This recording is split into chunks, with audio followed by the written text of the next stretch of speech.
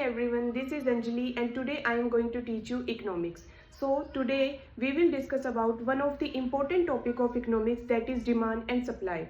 What is demand and what is supply? So everything you have learned in your school so far is completely wrong. Is it? Let's find out. So let me show you how demand and supply actually works in real world and we will take real life examples. So let's do it.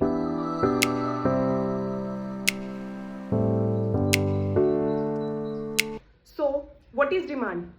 कौन करता है demand? Demand आप करते हो. Who are you? You are the consumer.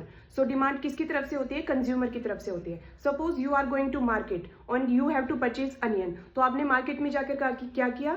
Onion की demand की. तो जब भी हम डिमांड की बात करते हैं वो किसके पर्सपेक्टिव से करते हैं? कंज्यूमर के पर्सपेक्टिव से करते हैं, क्योंकि डिमांड कौन करता है? कंज्यूमर करता है.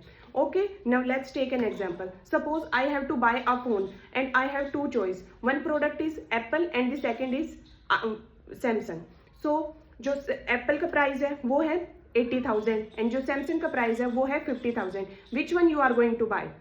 Of course 50,000 वाला, क्योंकि उसका प्राइस क्या है? कम है. तो जब भी हम डिमांड की बात करते हैं तो उसमें किसकी बात करते हैं? अफोर्डेबिलिटी की बात करते हैं. क्यों? क्योंकि आप सैमसंग को अफोर्ड कर सकते हो क्योंकि उसका प्राइस एप्पल वाले फोन से कम है. तो इसीलिए जब भी हम डिमांड की बात करेंगे कंज्यूमर पर्सपेक्टिव से करेंगे और किसकी बात करेंगे? अफोर्डेबिलिटी की बात करेंगे, क्योंकि उसका प्राइस कम है और आप अफोर्ड कर सकते हो. इसीलिए you will go with the Samsung phone, not iPhone.